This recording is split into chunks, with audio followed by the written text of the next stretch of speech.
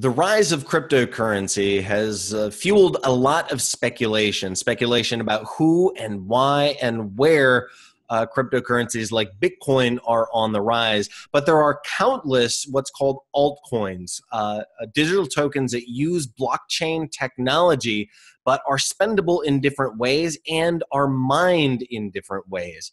For Tech Republic and ZDNet, I'm Dan Patterson, speaking with Alien Vault security researcher and threat engineer Chris Doman. Chris, thanks for your time today.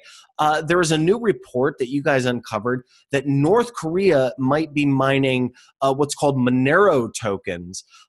This will subsidize some of their other cyber activities, but I wonder if you could help us understand first what Manero tokens are and why North Korea might be interested in cryptocurrency.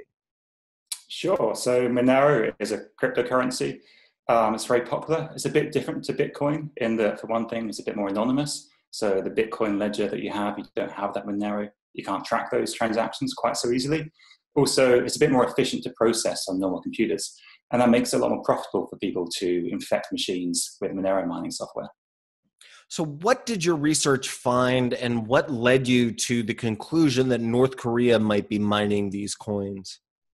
It was interesting in terms of the context of some other stuff people found recently, but which didn't really make the news. So Kaspersky found last year that a North Korean hacker group called Lazarus were mining Monero on a bank that they infected. So that's the same group that hit the Bank of Bangladesh for about $1 billion, at least they tried to. So there's some quite strong links there between all this. Then last week, the Korean government, they found that the same North Korean hackers were mining Monero on a compromised network. What we found was a bit different. We found actually the domain that this is pointing to, so the Manero server to receive that currency, was located at a university in Pyongyang. So this is unusually direct evidence, but at the same time, it isn't directly linked to those other hacks.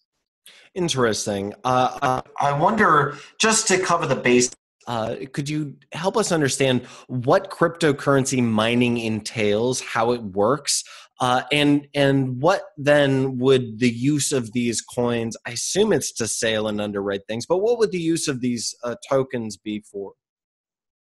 Sure. So if you're going to generate a cryptocurrency, you have to solve some very complicated equations on your computer. I mean, it's got the word crypto in because that's essentially what it's doing. And once you solve enough of these problems, then you get cash, you get a coin, which is going to be, you can trade in for money. So, I mean, that's why you do this. If you have enough machines, you can make quite a lot of money. I mean, in this case, we saw perhaps they made about $30,000 from this particular piece of software, combined with a number of other pieces of software they're running too. So that's why you do it. They just do it to make money. And this goes back into a ton of other stuff that North Korean hackers have been doing, to stealing money, stealing ATM details, that kind of stuff. And allegedly, the North Korean regime is doing other things too, like manufacturing drugs. They've been arrested over some things like that too. So it's always generating cash. So this effectively feeds or subsidizes other types of black market activity that helps fund the government and agents within the government, like North Korean hackers. How is this cryptocurrency mined? Do they have massive GPU rigs set up in Pyongyang, or are they using malware to distribute the mining throughout the rest of the world? Well, that's partly what we found was kind of interesting, because it was pointed at a server in Pyongyang at a university, so potentially be mined, or at least experimentally be mined at that university. The other university in Pyongyang, there are only really two, they invited some crypto experts to teach them about cryptocurrencies recently, so there's definitely an effort there.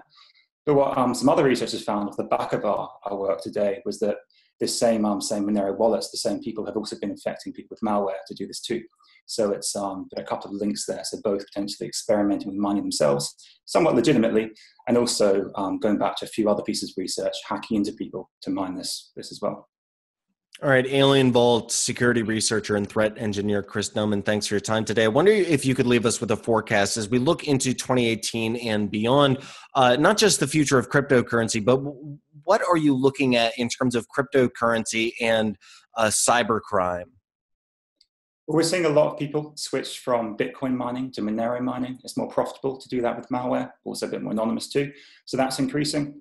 I also saw that Kaspersky drew a very nice chart of the increase of Bitcoin prices over the last year, correlating almost exactly with increasing infections too. So as those prices rise, so will the infections.